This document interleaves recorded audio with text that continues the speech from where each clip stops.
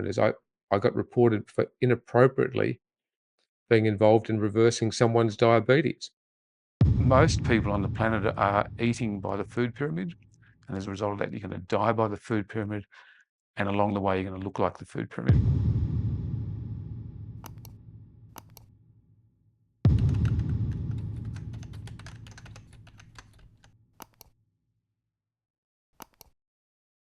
The watchdog found he was working outside his scope of practice and was not qualified to give specific nutritional advice. And he was ordered to stop speaking about the low-carbohydrate, high-fat diet. Let's have a look at your meat. What I've been advocating for some years is cutting sugar down, particularly all the refined sugars in the diet. And over time, that's evolved. It's evolved to what I call low-carb, healthy fat. This is Dr. Gary Fetke. Dr. Fetke has been a tireless advocate of a low-carbohydrate diet for more than a decade, and this has put him squarely in the firing line. And even if you know his story, it's important that you watch this video to see just how badly he was treated and how corruptly he was pursued by an Australian government agency. Dr. Fetke began advocating a low-carb diet to his patients in 2011 in an effort to save their limbs and their lives. The patients he got onto a low-carb diet did well, but his advocacy of the low-carb diet did not go down well with dietitians in his hospital, and an anonymous complaint was lodged to the medical board in 2014. Here he was starting to understand that there was an absolute tsunami of metabolic disease hitting us, hitting healthcare, and it's all over the world. But in Tasmania, he'd gone from maybe seeing somebody 20 years ago who needed either a debridement, which is taking off a little bit of the ulcerated skin or dying skin from feet and lower feet, even lower limb amputations as a result of the complications of, I'll say in particular, type 2 diabetes, but it was also type 1 diabetes. But specifically, this tsunami of type 2 diabetes was coming. All of these things just started coming into his, sphere of thought. And so as a doctor, he began advocating people reduce sugar. And this is in about 2011, 2012. He looked at the hospital, walked around it. There were just junk food vending machines everywhere. He started calling for changes to the food served in the Launceston General Hospital and then criticising a lack of action. I can promise that I tried going to these areas of the hospital saying, can we meet, can we discuss? And it just didn't happen. So ultimately I tried to get louder, and getting louder within the hospital wasn't happening. So I then started going to another forum, which is out to the public. So type 2 diabetes is a lifestyle-related disease. It does not have to be a chronic progressive disease, nor does one have to take more and more medication. And the complications of type 2 diabetes are completely avoidable, and it's simple. Who here will knowingly encourage children with a nut allergy to eat peanuts and then give them adrenaline to keep them alive? You know the allergic reaction to the nuts can kill them. So why on earth do we encourage people with diabetes to consume carbohydrate and then tell them to have more medication? I think diabetes is an allergic reaction to the glucose that will kill you just as effectively as a nut allergy, but in a much slower way. Diabetes is a carbohydrate intolerance, nothing more or less. Imagine that with one simple personal choice, with stopping eating processed food, that you could change everything. Nutritional science has had about 100 years of being around, and it's based on making food tastier, improving shelf life and profitability. Unfortunately, in medicine, as a profession, we've believed that nutrition science was the same as medical science. But it's not. So something has to change. We can't wait for governments to change policy because they're influenced by lobbyists. We can't wait for industry to change and corporations to change because they're driven by profit. We can't wait for the health professionals to change, because they're all following guidelines. And many of you have spoken out about the fact that there's a fear of coming out and talking about this, because the guidelines have been written by the food and the pharmaceutical industry. We need to do something now. According to Dr. Fetke, an anonymous complaint from a dietitian at the hospital sparked an investigation by the Australian Health Practitioner Regulation Agency, known as AHPRA. It was distressing. And, if you want to take care of your patients, literally nobody wants to look after diabetic foot ulcers. If you go to a foot and ankle meeting, you talk about all these fancy operations for 99% of the conference, and nobody talks about the elephant in the room, which is what do you do with a diabetic foot ulcer? And those patients of mine that came into hospital because it was out of control and looking to have bits of their foot trimmed or amputated, in hospital, these patients with diabetes were being given hospital food and their blood sugars were out of control. And I started then looking at hospital food and found out that, I had a couple of patients who have been given ice cream 3 times a day with their diabetes.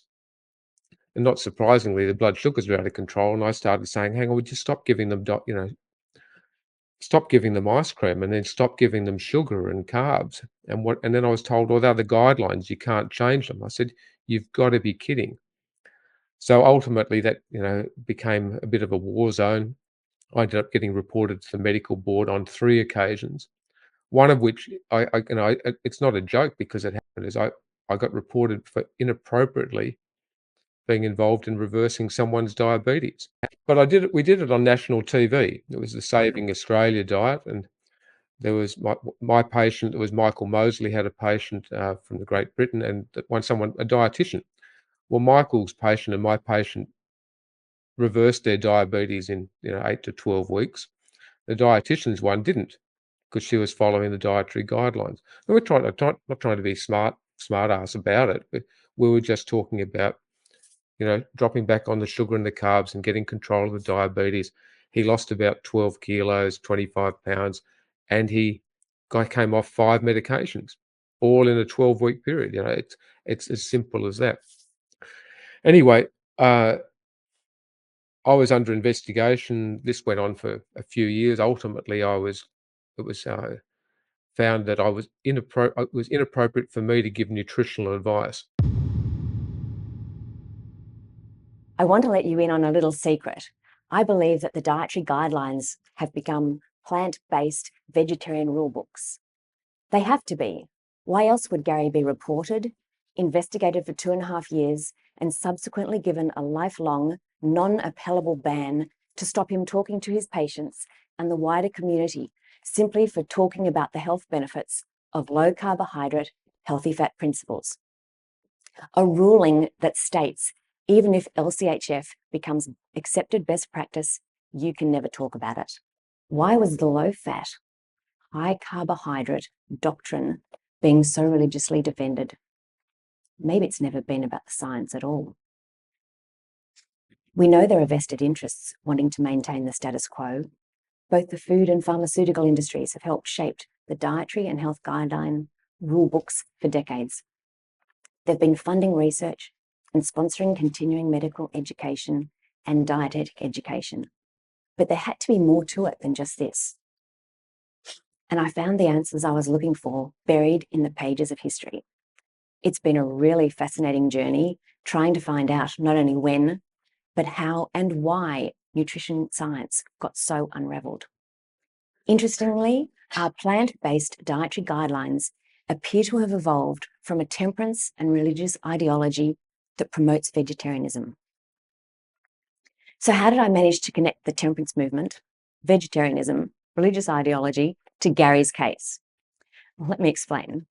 I couldn't work out why the highest profile nutrition expert in the Southeast Asia Pacific region and one of the most recognized nutrition experts in the world became involved in Gary's AHPRA investigation. Now, while I think Gary is incredible, he's an orthopedic surgeon in Launceston. We've got 120,000 people, catchment area, and at the time that he was reported, he had about 5,000 people following him on Facebook, which is hardly letting the world know about what he was talking about. So when questioned, Why was this nutrition expert brought in Gary's case? Even the medical board could not tell us where this man had appeared from. He just simply appeared. So the expert witness in Gary's case, Professor Mark Walquist, promotes vegetarianism. His textbook is the recommended one for many nutrition courses. And when we spoke to our dietitians in Tasmania afterwards, they hadn't even realised when they'd learnt from this book that they hadn't studied meat. You know, the references to meat causes cancer, mad cow disease, all these things, because education is siloed. And so by the time you slip through an education course, you don't even realise you've missed out on meat. So he's also associated with Australia's Sanitarium Health and Wellbeing cereal food company, and he continues to have close relationships with the Dietitians Association of Australia, who also happen to be entrenched with the processed food industry. None of this was declared as a conflict of interest during Gary's investigation, and when we supplied proof, it was dismissed. Let's have a look at some of these connections, which can be easily found with a couple of Google searches. Okay, so first up, here is an article in the Leader, one of the Leader newspapers in Australia, from April 7, 2014. All right, sugar ditched in favour of hunter-gatherer diet. After 2 years campaigning against fructose, Gary Fetke is convinced he found the missing puzzle piece to explain rising rates of cancer, Alzheimer's, obesity, and type 2 diabetes. Okay. So the Heart Foundation's National Director of Cardiovascular Health, Robert Grenfell, says Dr. Fetke's focus on fructose and polyunsaturated oils was not generally held by the vast majority of experts in this field. This is the Heart Foundation's National Director of Cardiovascular Health. We would agree fructose is a concern where it has been added in excess in a number of foods, and in particular the problem is sugar drinks. But that is more of a problem in the United States than in Australia, Dr. Greenfeld said. Nice pass there.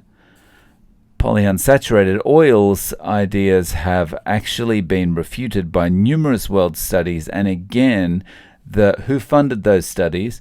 The advice to replace saturated oils with polyunsaturated oils is one that is held by all of the reputable organizations across the world, including the World Health Organization, but also the Australian Dietary Guidelines.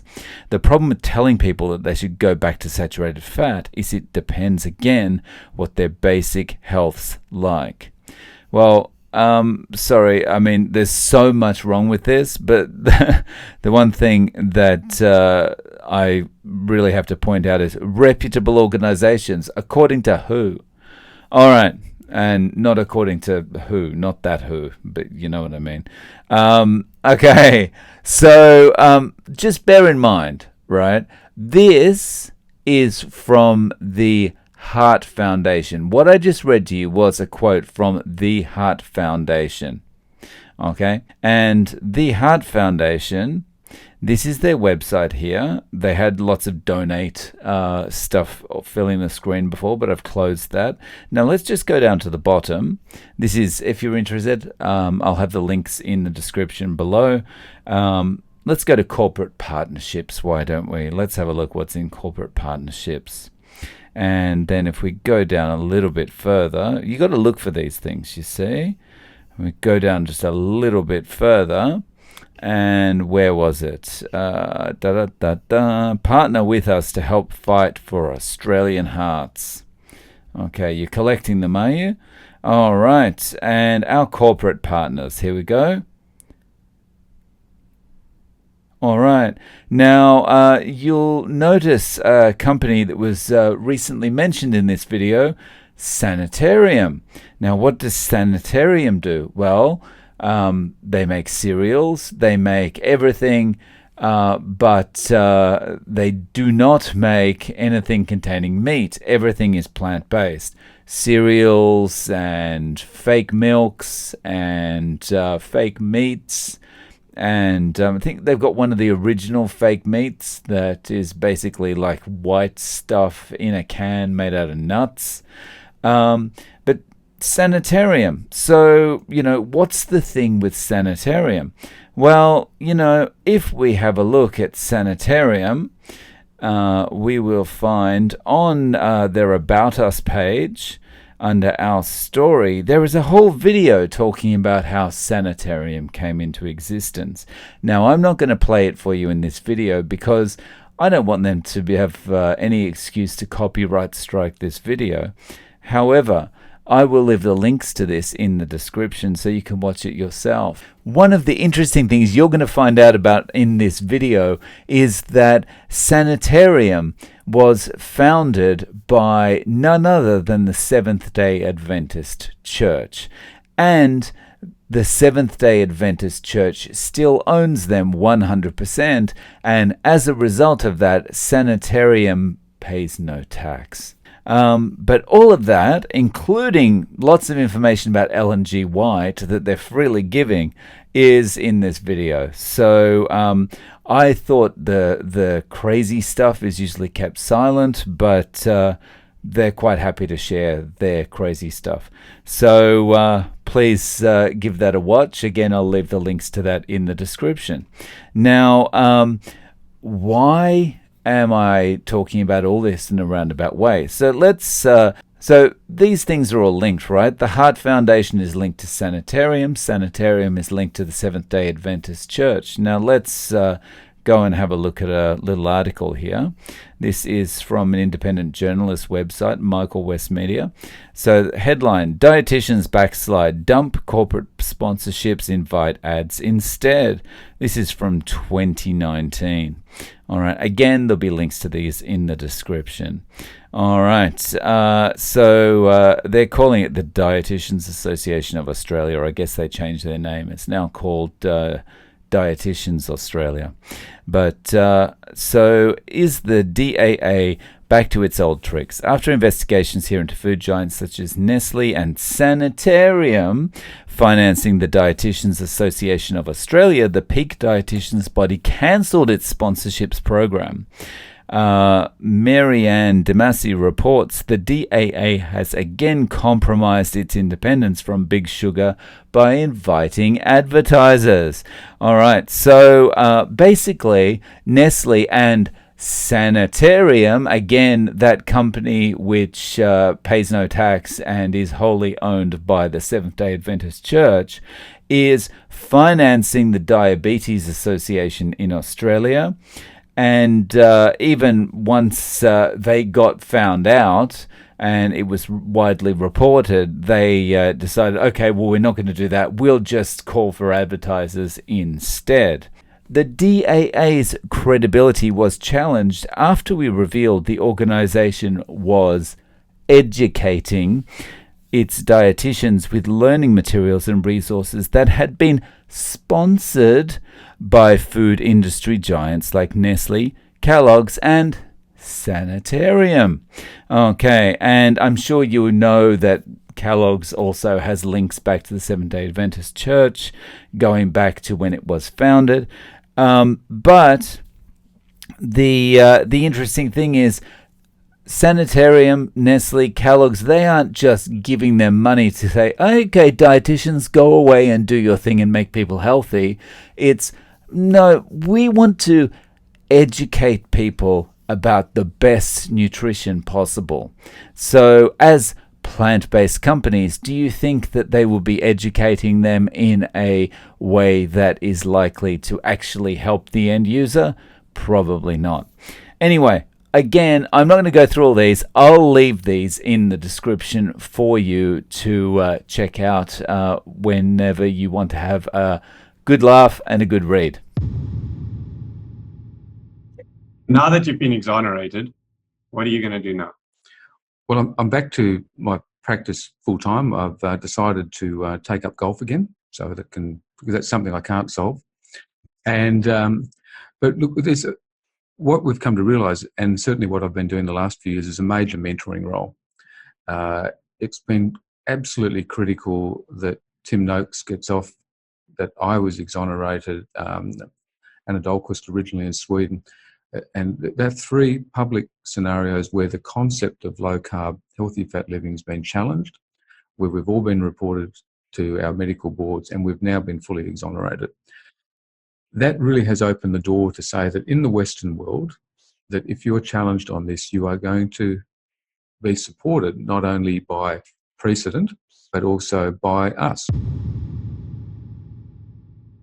On that theme, we received evidence in Sydney from a medical practitioner in Tasmania, Dr. Gary Fetke.